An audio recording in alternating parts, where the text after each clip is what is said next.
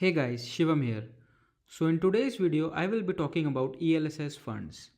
And if you have watched my previous videos where I have discussed about large cap, mid cap and small cap equity funds, so in a similar way, I will be discussing about ELSS funds and tell you about 3 of the top ELSS funds. So if you haven't watched the video, link is in the description below. Do check it out if you are planning to invest. So smash that like button and let's get started. And if you are visiting my channel for the first time or watching my video, then make sure you hit the subscribe button and press that bell icon to turn on the notifications. As in this channel, we discuss about all things related to money, that is financial planning, retiring early, saving, stocks, investments, etc. Now, as you know, there are numerous investment schemes available in the market. What distinguishes ELSS is that it is a type of investment opportunity which can help you generate wealth and save taxes along the way as well. ELSS funds are also called as tax saver funds, and they are equity funds that invest a major portion of their corpus into equity or equity related instruments. They offer a tax exemption up to rupees 1,50,000 from your annual taxable income under Section 80C of the Income Tax Act. And ELSS funds is an equity oriented scheme with a mandatory lock in period of 3 years. So let's say if you invest today, you have to wait for 3 years before redeeming it. So it has a lock in period of 3 years.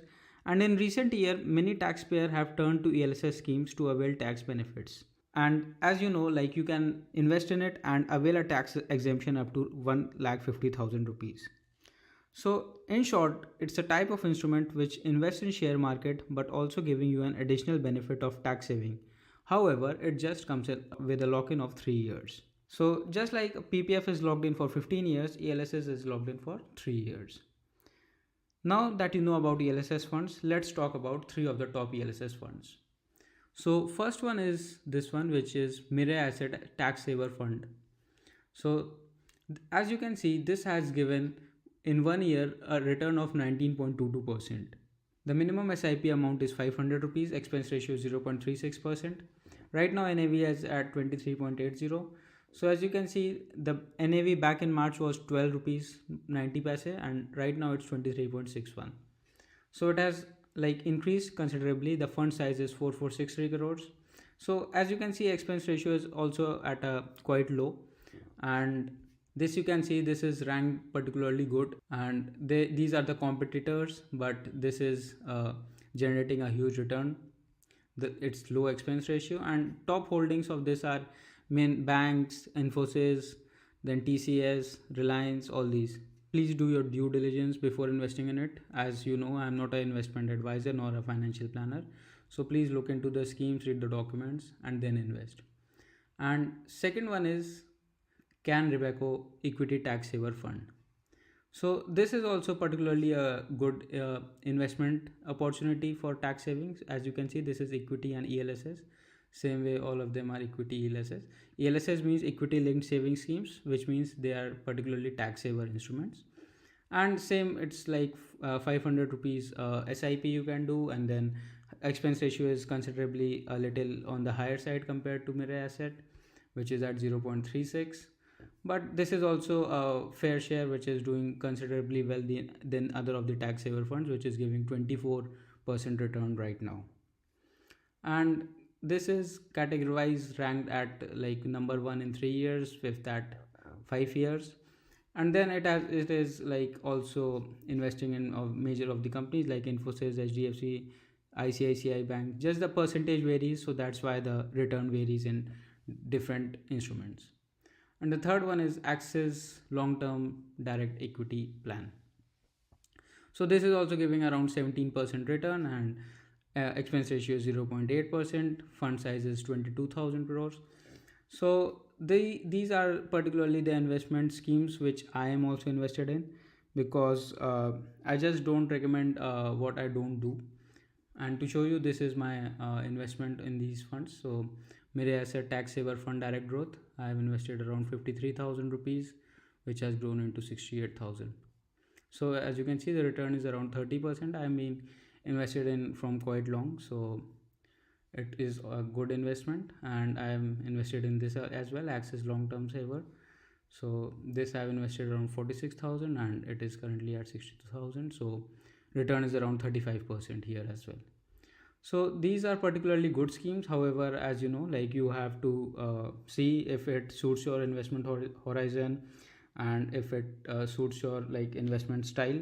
So just don't go and buy it, because as you know, like as I've said, I'm not a financial planner or investment advisor or any of the sort. Now there are some factors to consider before investing in ELSS funds. First one is you should look at the like scheme performance over the past decades, in addition factors which is like investment and tax planning. So being the only type of mutual funds which invest in equity market and offers tax benefits, many investors look at these funds for only tax planning purposes. So if you are looking for tax planning purposes, just see if you really need it, or because there are a lot of tax saver instruments present in the market. Then second is whether you should go for SIP or lump sum. And the thing is, many of the investors rush at the end, like in March or February, they rush to it because they have to save tax, and they invest a lump sum. But however, in my view, this is a sort of risky approach, because let's say if you in this year 2020 itself, if you would have invested in February, market was at peak, and if you would have invested at that time, let's say around like 1 lakh rupees, then it would have fallen to at least 70-75,000 within 2-3 months itself, and you would have been worried about your investments, although the market came very well in like 9-10 months. But still, don't go by lump sum. As you might have seen in my transactions as well, I didn't do lump sum. I go by sort of SIP mode and then invest whenever the market is down. And third one is recommended investment horizon. Do check what is your investment horizon, and like many young investors invest in this because of the low short lock-in period, which is 3 years. But for like equity schemes to give you a good return, you should at least hold it for 7 to 10 years, because it's inherently volatile and short-term investment horizon should be avoided. So these was few of the factors to consider.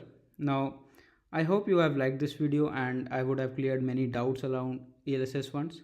Do let me know in the comments which funds you have invested in and which funds you would like to invest in. Also let me know if there is anything you guys want me to make a video on, and please do like, share to your friends and subscribe to the channel, as it helps me a lot to make such videos. Till then, see you guys.